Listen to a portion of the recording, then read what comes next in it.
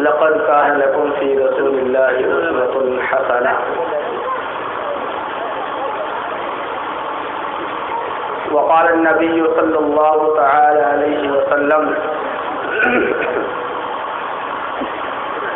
إن الدين بدع غريبا وسيعود كما بدع فطوبى للغرباء وهم الذين يصلحون من أفسد الناس من بعدي من سنتي أو كما قال عليه الصلاة والسلام.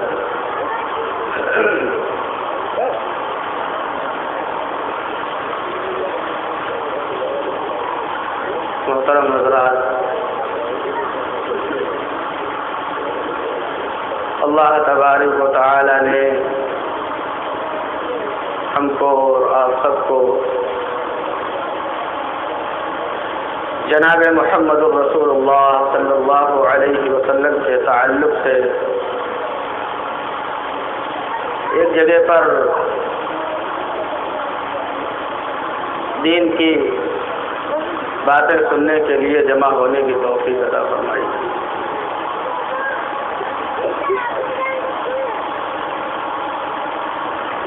عزیز ساتھیوں، میں نے ابھی آپ حضرات کے سامنے قرآن کریم کی ایک آیت تلاوت فرمائی ہے اور جناب محمد الرسول اللہ صلی اللہ علیہ وسلم کی ایک حدیث مبارکہ پیش فرمائی ہے. مشکات شریف باب الاعتصام صفحہ نمبر 30 پر یہ حدیث موجود ہے. اللہ کے نبی صلی اللہ تعالی علیہ وسلم نے فرمایا کہ بلا شک دین کی ابتدا انتہائی قسم پرسی، بے کسی اور مسافرانہ بیگانگی کی حالت میں ہوئی ہے اور بہت ہی جلد وہ حالت پھر واپس ہوگی.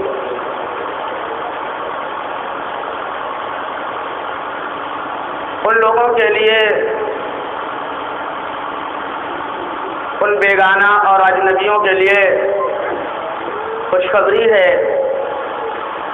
کہ جنہوں نے میرے بعد میرے طریقے میں فساد پیدا کرنے والوں کی اصلاح کرتے ہیں.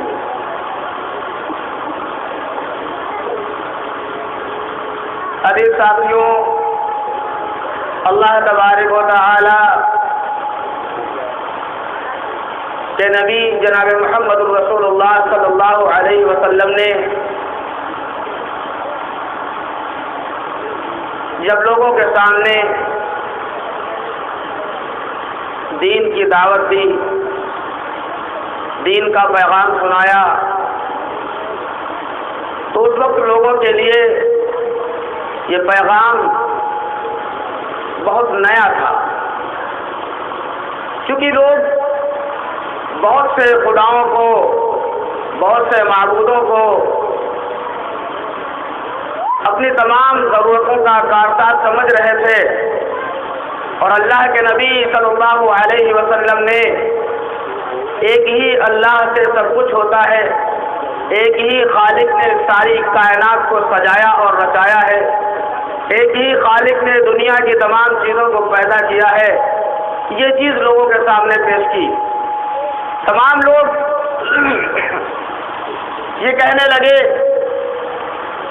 کہ یہ جو ہے پیغمبر اور ان کا دین کیسا ہے کہ تمام معبودوں کو چھوڑ کر صرف ایک ہی معبود قرار دے دیا. اس لیے کہ انہوں نے بہت سے معبود بنا رکھے تھے اور وہ یہ سمجھتے تھے کہ دنیا کا کاروبار جو چلتا ہے اس کے لیے ایک خدا کافی نہیں ہے، اس کے لیے بہت سے خداؤں کی ضرورت ہے. مگر اللہ کے نبی صلی اللہ علیہ وسلم نے فرمایا کہ صرف ایک ہی خدا سے سب کچھ ہوتا ہے اور تمام کے تمام معبودان باطلہ کی نفی فرما دی. عزیز ساتھیوں، اللہ کے نبی صلی اللہ تعالی علیہ وسلم کی اس دعوت پر مخالفت ہوئی آپ کو طرح طرح سے ستایا گیا، پریشان کیا گیا۔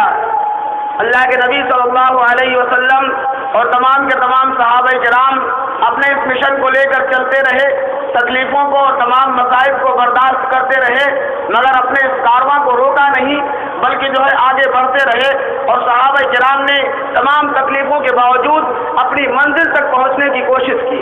اس وقت یہ ایسا مشن تھا، ایسی دعوت تھی جو لوگوں کے لیے بالکل عجیب تھی، لوگوں کے لیے بالکل نئی تھی، کوئی ماننے کے لیے تیار نہیں تھا، کوئی اس بات کو تسلیم کرنے کے لیے تیار نہیں تھا، سب کے عقیدے بدلے ہوئے تھے، کوئی کسی عقیدے کو مان رہا تھا، ایک خدا کو تسلیم کرنا کوئی گوارا نہیں کر رہا تھا، لیکن جناب محمد رسول اللہ صلی اللہ علیہ وسلم اسی دعوت کو دیتے رہے اور پریشانیوں کو برداشت کرتے رہے، اپنے اس کارواں کو کبھی نہیں روکا، اور صحابہ کرام تکلیفوں کو برداشت کرتے رہے، لوگوں کی تمام الٹی سیدھی باتیں سنتے رہے اور طرح طرح کی تکلیفوں کو برداشت کرتے رہے۔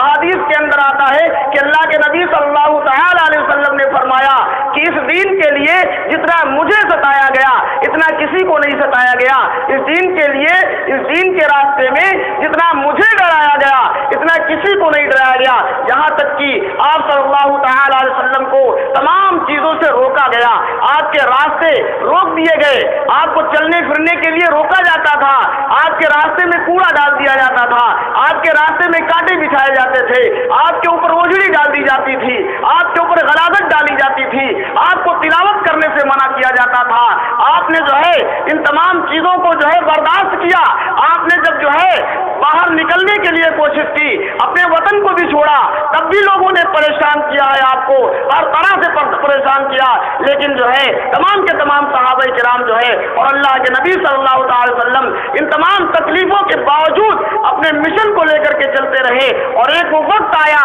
کہ مکہ فتح ہو گیا، اور تمام کے تمام وہ لوگ جو اجنبی لگ رہے تھے، جو دین کو ماننے کے لیے تیار نہیں تھے، جن کے عقائد بالکل الگ تھے، جو ایک خدا کو ماننے کے لیے تیار نہیں تھے، وہ تمام کے تمام لوگ اللہ کے نبی کے دین کو ماننے والے بن گئے، ایک اللہ کو ماننے والے بن گئے، وہ تمام فاسد عقیدے والے، وہ تمام برے عقیدے والے اچھے عقیدے والے بن گئے، وہ تمام کے تمام جو غلیظ اور بد عقیدی کے دریا میں ڈوبے ہوئے تھے، صحابہ کرام نے ان کو اس دریا سے نکالا، ان کے عقیدے کو درست کیا، ان کی اصلاح کی، ان کو دنیا کے اندر چلنے کا طریقہ بتایا، دنیا کے اندر ان کو کس طرح رہنا ہے طریقہ بتایا، ان کو زندگی گزارنے کا ڈھنگ بتایا۔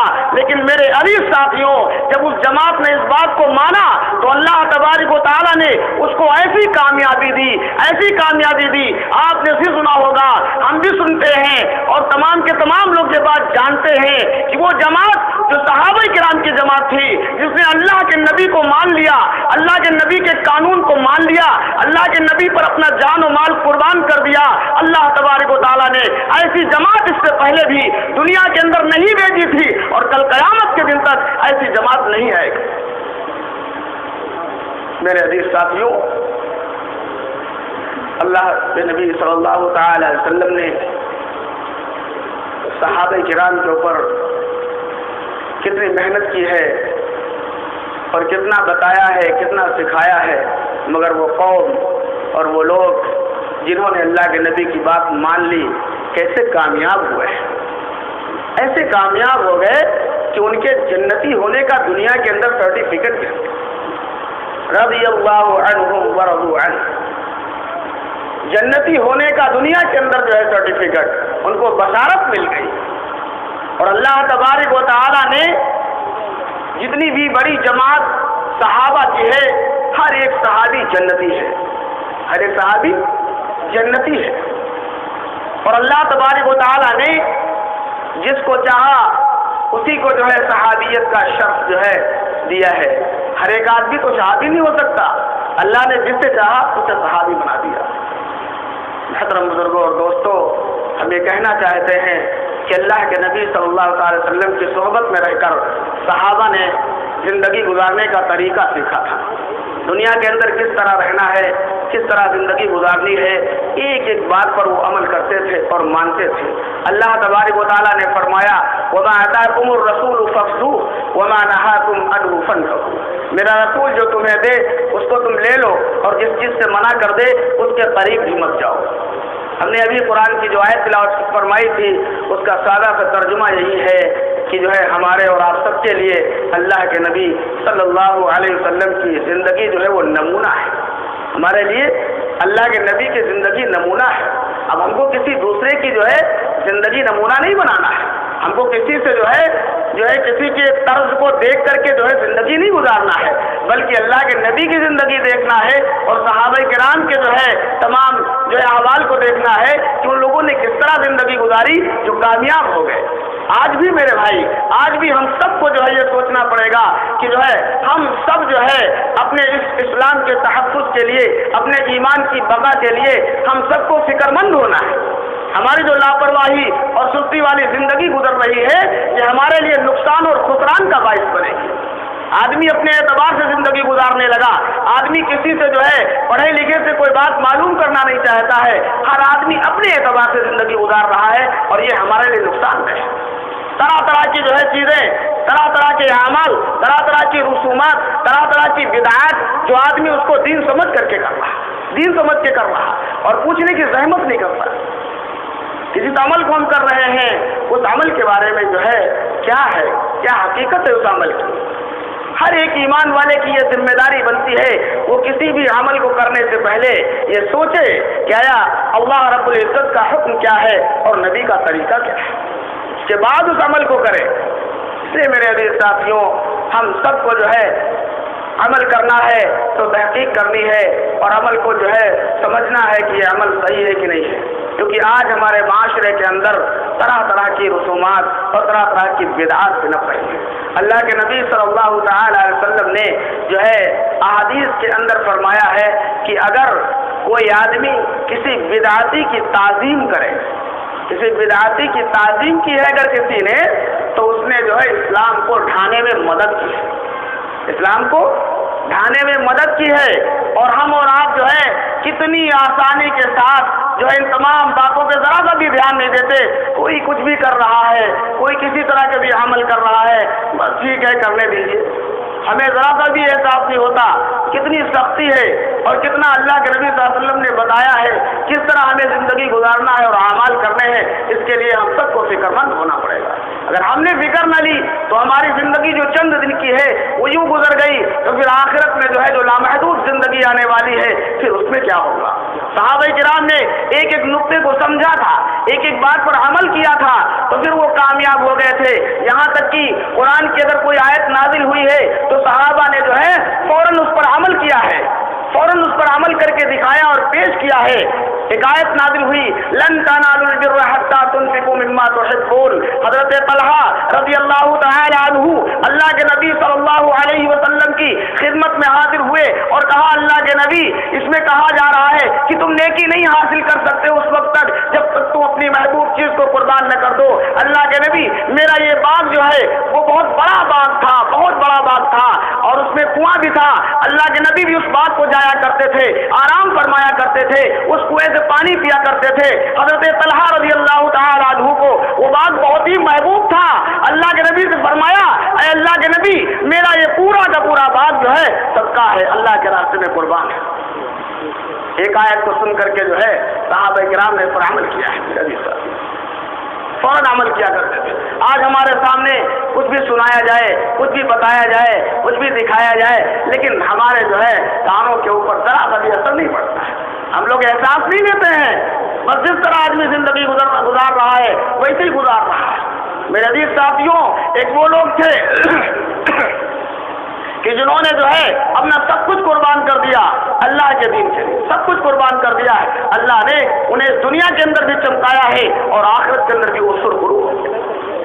ہم اور آپ بھی جو ہے اپنے وقت کی قربانی دیں، دین سیکھیں، اپنی زندگی کے اندر نبی کا طریقہ لائیں. اس سے ہمیں کامیابی ملے گی. نماز کی پابندی کریں، تمام کے تمام مسجدوں کے اندر نماز کی پابندی کریں، عورتیں اپنے گھروں کے اندر پابندی کریں. ایک دینی ماحول بنائیں. دینی ماحول جب گھر کے اندر آئے گا تو بے دینی گھر سے نکلے گی. لیکن آج ہمارا معاشرہ اتنا بگڑ چکا होता है कि बेदीनी हमारे घरों के अंदर पनप रही है, हमारे जो है बच्चे वो बेदीन होते चले जा रहे हैं, उनको दीन का शऊर बाकी नहीं रह गया, हम और आप के अंदर जो है इस्लाम की अजमत और मोहब्बत नहीं रह गई, हमारे अंदर जो है वो दीनी तालीम का जज्बा बाकी नहीं रहा।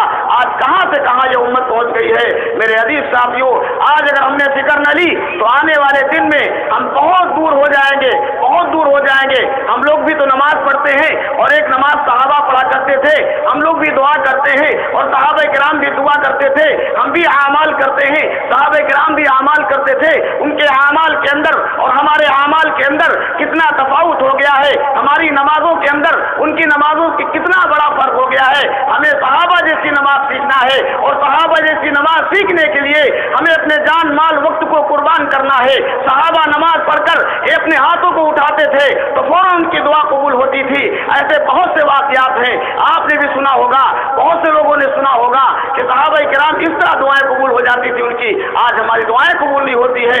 ऐसे ऐसे सहाबी की नमाज के लिए जब खड़े हो जाया करते थे तो परिंदे ये समझते थे कि ये लकड़ी का ठूठ खड़ा हुआ है, परिंदे और चिड़िया उसके ऊपर आकर के बैठ जाया करती थी और घंटों बैठी रहती थी, उन्हें एहसास नहीं होता था क्योंकि उनका कयाम बेहरकत हुआ करता था, उनका सजदा बेहरकत हुआ करता था और बहुत तवील कयाम और बहुत तवील जो है सजदा हुआ करता था।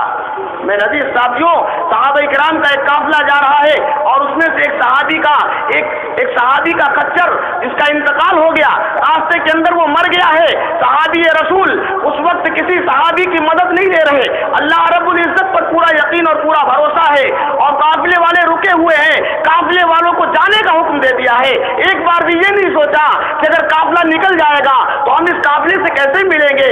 अल्लाह के साथ पर इतना यकीन और भरोसा था, अल्लाह के साथ को इतना यकीन था कि ये खच्चर जिसका इंतकाल हुआ है इसे जिंदा होना पड़ेगा और इसी खच्चर के ऊपर सवार होकर के हम अपने काफिले से मिलेंगे। काफिले से कहा कि तुम लोग अपना रास्ता लो, तुम लोग चले जाओ, अनकरीब हम तुमसे आकर के मिल लेंगे। सहाबी ने जो है नमाज पढ़ी है और अल्लाह रब्बुल इज्जत से दुआ की है, ऐ अल्लाह इस खच्चर को तू कल कयामत के दिन जिंदा करेगा तो अगर उस वक्त ये मेरे काम नहीं आएगा, आज अगर तू इसे जिंदा कर दे तो ये मेरे काम आ सकता है, मैं अपने काफिले से जाकर के मिल सकता हूँ। सहाबी रसूल ने ये दुआ की है, वो खच्चर तुरंत जिंदा हो जाता है और उसी खच्चर के ऊपर बैठ करके और फौरन अपने काफिले से जाकर के मिल जाते हैं। अंदाजा लगाओ उन सहाबी रसूल का यकीन कैसा था, उनका ईमान कैसा था। उन्होंने एक बार भी ये नहीं सोचा था, उनके यकीन में जरा सा भी जो है कमी नहीं थी कि ये सोचते पता नहीं ये खच्चर जिंदा हो या ना हो, हम काफिले से मिल पाए ना मिल पाए। जरा सा भी एक बार कह देते,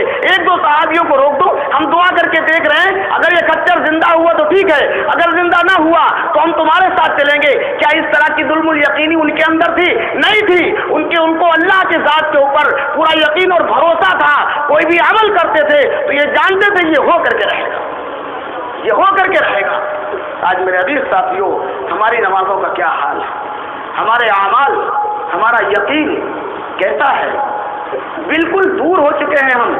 नमाजियों की इतनी कमी कि मस्जिदें वीरान हैं। घरों का ये हाल है कि घरों के अंदर बेदीनी आम है, हमारे अंदर बेदीनी आम हो चुकी है। तरह तरह के वाक़यात हैं। आज आदमी दुआ करता है, हम भी दुआ कर रहे हैं, आप भी दुआ कर रहे हैं, सारे के सारे लोग मिल करके दुआ कर रहे हैं, मगर कोई एक अमल भी पूरा नहीं हो रहा है। अभी तो अल्लाह रब्बुल इज्जत जो है, हम अपनी मर्जी से सब कुछ कर रहे हैं और अल्लाह रब्बुल इज्जत अपनी मर्जी से तो सब कुछ करेंगे ही। सहाबा किराम के कहने पर अमल हो रहा है और आज हमारे कहने पर कुछ भी नहीं हो रहा। मेरे अजीज साथियों, इतनी मेहनत की जरूरत है और इतना ईमान और यकीन बनाने की जरूरत है कि अल्लाह रब्बुल इज्जत जो है हमारी मर्जी को पहचाने, ऐसी अपनी खुदी और मर्जी को बढ़ाना है। शायर कहता है, खुदी को कर बुलंद इतना कि हर तकदीर से पहले खुदा बंदे से खुद पूछे, बता तेरी रजा क्या है। अभी तो हमने कुछ भी नहीं किया है। सहाबा के वाकयात पढ़ करके देखो, एक सहाबी है जिनको जो है बंद कर दिया गया है, उनको एक कमरे के अंदर कैद कर दिया गया है, निकलने का कोई रास्ता नहीं है, खाने पीने की कोई चीज उन्हें मुहैया नहीं कराई जा रही है। वो सहाबी रसूल उस कमरे के अंदर बंद है, उन्हें गुस्ल की हाजत हो गई है, नहाने के लिए पानी नहीं है और ना पानी कोई उनको दे रहा है, कहां से पानी मिले।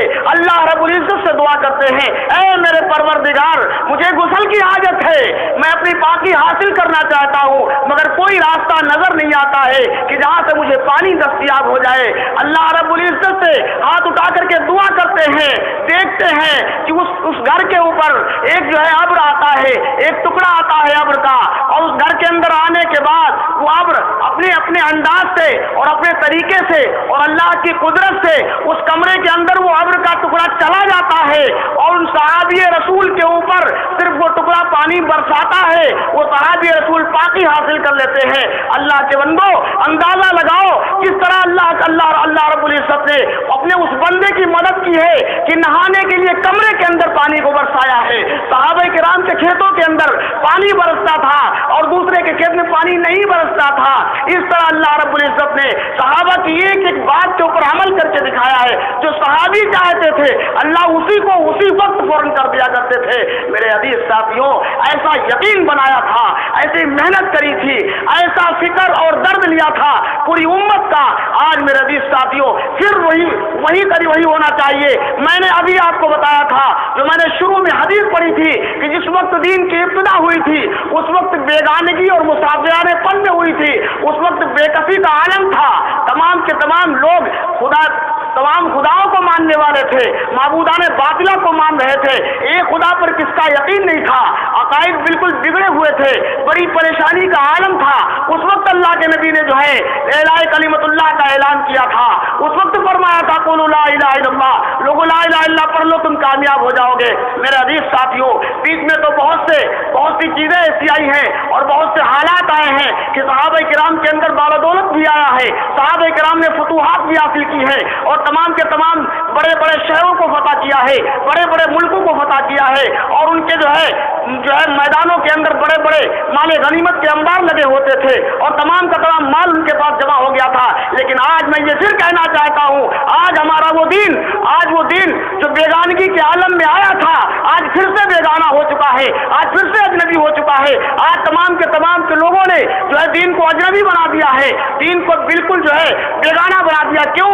اس لیے کہ علماء کی ضرورت نہیں سمجھی, فقہاء کی ضرورت نہیں سمجھی, محدثین کی ضرورت نہیں سمجھتے, اپنے اعتبار سے زندگی گزارنا اپنا فرض سمجھتے ہیں اور اپنے اعتبار سے اعمال کرتے ہیں. وہ تمام کے تمام شریعت کے قانون جو اللہ کے نبی نے بتائے تھے ان قانونوں کو پسے پست ڈال کر کے وہ تمام بادشاہوں کے قانون اور تمام بادشاہوں کی بنائی ہوئی رسمیں ان کو دین سمجھ کر کے کیا جاتا ہے. نہ جانے کیسی کیسی رسومات ہمارے اندر پنپ رہی ہیں اور ہم اس سب کو دین سمجھ کر کے کر رہے ہیں, ہم دین سمجھ کر کے کر رہے ہیں. تو جہاں پر جو ہے سنت ہونا چاہیے تھا وہاں بدعت بیٹھی ہوئی ہے.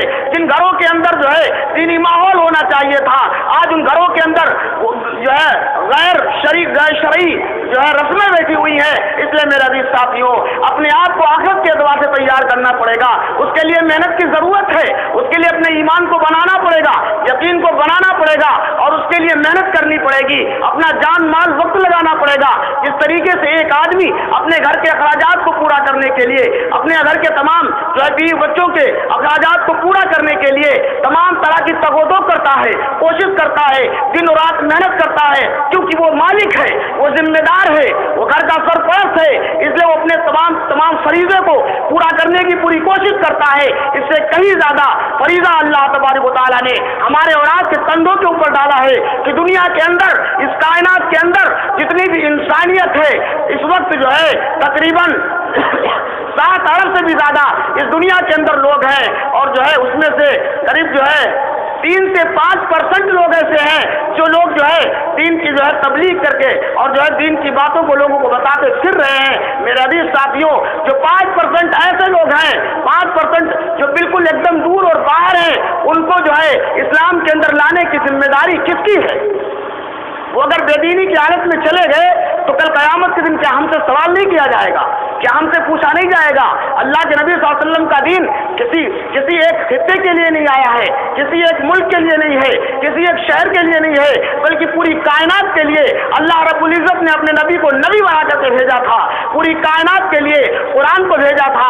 سب کے اوپر وہی قانون لاگو ہوگا. تمام کے تمام لوگوں کو جو ہے اسلام کی دعوت دی جائے. اللہ کے نبی نے فرمایا میرا لایا ہوا کلمہ ہر کچے پکے گھر کے اندر پہنچ کر کے रहे गا, अंदाजा लगाओ क्या वो बात मुकम्मल हो चुकी है, क्या हर एक घर के अंदर वो कलिमा पहुंच चुका है, क्या हर एक आदमी के पास वो दीन की दावत पहुंच चुकी है? अगर पहुंच चुकी है तो फिर ठीक है, कोई जरूरत नहीं, बैठ जाओ और कयामत का इंतजार करो। और अगर वो बात नहीं पहुंची है तो मुजरिम है हम सब की ये जिम्मेदारी बनती है कि उस बात को लेकर के पूरे आलम के अंदर चलना और चलना पड़ेगा, और जो है इलाही कलिमतुल्लाह की इशाअत के लिए हमें अपने जान माल वक्त की कुर्बानी देनी पड़ेगी।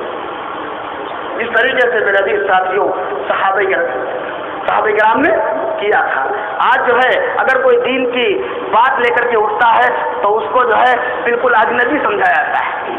आज अगर इस्लाम का कानून किसी को बताया जाता है तो वो जो है क्या समझता है, उससे नागवार गुजरता है। ईमान वाले मुसलमान, उनके सामने अगर दीन बताया जाए, उनके सामने अल्लाह के नबी का अगर तरीका बताया जाए तो उन्हें नागवार गुजरता है। ईमान वालों को नागवार, रिसालत का नारा लगाने वालों को पैगाम रिसालत से बगावत। अंदाजा लगाओ कि हम कहाँ हैं, कैसी कैसी रस्में, कैसे कैसे अमाल के अंदर हमसे मुब्तला हो गए और जिंदगी यूं ही गुजरती चली जा रही है। मेरे अजीज साथियों, अल्लाह के नबी सल्लल्लाहु अलैहि वसल्लम ने हज्जतुल विदा के मौके पर जो है क्या फरमाया था, अल-यौम अकमलतु लकुम दीनकुम, क्या दिन मुकम्मल हो गया? आज दिन मुकम्मल हो गया है। अब दिन के अंदर कमी बेशी नहीं हो सकती, दिन के अंदर कमी बेशी नहीं हो सकती है। नबी के सिवा अगर किसी ने कोई बात कही और उसको दीन के अंदर अगर किसी ने शामिल कर लिया तो वो दीन बनेगा, वो तो बिदात है, वो तो इजाद है, वो तो नई चीज है। अल्लाह के नबी ने तो दीन को हज्जतुल विदा के मौके पर मुकम्मल कर दिया था। और क्या फरमाया था? फरमाया था उस वक्त तकरीबन 1.25 लाख सहाबा किराम मौजूद थे। फरमाया था क्या हमने तुम तक जो है पूरा दिन नहीं पहुंचा दिया? सहाबा किराम ने कहा अल्लाह के नबी आपने तो करके दिखा दिया है, फिर अब क्या होगा? अल्लाह के नबी सल्लल्लाहु अलैहि वसल्लम तो आखिरी नबी है, अल्लाह के नबी आखिरी नबी, शरीयत आखिरी शरीयत, कुरान आखिरी किताब आसमानी है, कोई किताब अब नहीं आएगी, कोई नया दीन नहीं आएगा, कोई नई शरीयत नहीं आएगी, कोई नबी नहीं आएगा। तो सहाबा किराम को क्या काम दिया गया? सहाबा किराम को यह काम दिया गया, ऐ मेरे साथियों, जिस काम को हम किया करते थे आज से वो तुम्हारे कंधों के ऊपर जिम्मेदारी डाली जाती है। जो लोग यहाँ पर हाजिर नहीं है, पूरी दुनिया की तरफ इशारा है, पूरी कायनात की तरफ इशारा है, जो लोग हाजिर नहीं है उन तक इस दीन को पहुँचाने की जिम्मेदारी तुम्हारी बनती है, उन तक मेरे इस कलमे को पहुँचाने की जिम्मेदारी उम्मत मुस्लिमा की बनती है। अंदाजा लगाओ वो जिम्मेदारी हम भूल गए। वो लोग जो दीन के जो है तबलीग की मुखालफत पर इसरार करते हैं, उनको ये बात याद नहीं आती कि अल्लाह के नबी ने कहा था कि जो है ये जिम्मेदारी तुम्हारी बनती है कि तुम हाजिर जितने भी हैं वो गायबीन तक पहुंचा दें। अंदाजा लगाओ उस वक्त 1.25 लाख सहाबा किराम अल्लाह के नबी सल्लल्लाहु अलैहि वसल्लम के सामने मौजूद हैं। आज कोई जाकर के देखे 10-12 हज़ार से ज्यादा कब्रें नहीं मिलती हैं मदीने के अंदर, और जो है सारे के सारे सहाबा किराम कहाँ चले गए? सारे के सारे सहाबा किराम कहाँ चले गए? पूरी दुनिया के अंदर चले गए। जो जिधर था उधर ही चला गया, कोई कहीं पहुंचा और इंतकाल हो गया, किसी ने कितनी मेहनत की और इंतकाल हो गया। न जाने कहां से कहां लोगों ने कब्रें बना ली इसी दीन के लिए, इसी कलमे के लिए, जिसको आज हम और आप जरा सी भी अहमियत नहीं देते, जिस दीन को हम जरा सी भी अहमियत नहीं देते, जिस कानून को हम मानने के लिए तैयार नहीं, जिस शरीयत पर अमल करने के लिए हमारे घर का कोई फर्द तैयार नहीं होता। अगर नमाज पढ़ता भी है तो बिल्कुल खोखली नमाज है, उस नमाज को सीखने की हम कोशिश नहीं करते। उसी नमाज को लेकर, उसी दीन को लेकर, उसी पैगाम को लेकर सहाबा किराम ने जो है पूरी दुनिया का जो है सफर किया है, और जहां तक जो पहुंचा इलाही कलिमतुल्लाह के लिए पूरी मेहनत की है, पूरी जद्दोजहद की है, अपने बीवी बच्चों को कुर्बान किया, अपनी जो है अपने घर को कुर्बान किया, अपनी मालो जायदाद को कुर्बान किया, अपना सब कुछ कुर्बान कर दिया मेरे अजीज साथियों, इसी दीन के लिए जिस दीन को आज हम बिल्कुल अजनबी समझते हैं, जिस दीन को आज हम बिल्कुल अजनबी समझते हैं। कोई कुछ कह रहा है, कोई कुछ कह रहा है, बस आदमी अमल करने वाला अमल कर रहा है। अल्लाह के नबी सल्लल्लाहु अलैहि वसल्लम ने जो तरीका बताया उस तरीके पर अमल करना ये हमारा फर्ज बनता है। उस तरीके को सही तरीके से समझना ये भी हमारी जिम्मेदारी बनती है। अगर कोई आदमी कहते नहीं ये चीज़ गलत है, तो क्या हमारे अंदर इतना हम बेहिस हो गए कि वो चीज़ सही है कि नहीं है, इसके लिए हम जरा सी फिक्र भी नहीं ले पाते, जरा सी फिक्र नहीं ले पाते। कितनी जो है कितनी बुराइयां फैली हुई हैं। ہم آپ کو ذرا سا اشارہ کریں آپ کو کہ اللہ کے نبی صلی اللہ علیہ وسلم کو کتنا زیادہ خطرہ تھا اس بات کا، کتنا خطرہ تھا کہ لوگ قبروں کو، مزاروں کو عیدگاہ اور سجدہ بنائے ہوئے تھے، تو اللہ کے نبی صلی اللہ تعالی وسلم نے اپنی آخری عمر کے اندر، یعنی اس کے بعد اللہ کے نبی بیماری کی حالت میں ٹھیک نہیں ہوئے، بہت زیادہ دن نہیں گزرے تھے، آج اس دنیا سے رخصت ہو گئے، اس وقت اللہ کے نبی صلی اللہ علیہ وسلم نے امی حضرت عائشہ رضی اللہ تعالی عنہا فرماتی ہیں، جو بخاری اور مسلم کے اندر حدیث موجود ہے، اللہ کے نبی صلی اللہ علیہ وسلم نے فرمایا لعن اللہ الیہود والنصارى اتخذوا قبور انبیائہم مساجدا، کہ لعنت ہو یہودیوں نصاروں کے اوپر، انہوں نے اپنے نبیوں کی قبروں کو عیدگاہ اور سجدہ بنا لیا تھا۔ کیوں کہا تھا اللہ کے نبی صلی اللہ علیہ وسلم نے اس بات کو؟ کیا یہ کوئی سوچ نہیں سکتا؟ کیا یہ بات بتائی نہیں جاتی ہے؟ کیا یہ بات حدیث نہیں ہے؟ کیا یہ اللہ کے نبی کی زبان سے نکلے ہوئے الفاظ نہیں ہے؟ کیا یہ حدیث بخاری اور مسلم کے اندر موجود نہیں ہے؟ کیوں نہیں اس کو دیکھا جاتا ہے کہ اللہ کے نبی کو اتنا خطرہ لاحق تھا کہ میرے بعد لوگ ایسا کریں گے؟ امی عائشہ رضی اللہ تعالی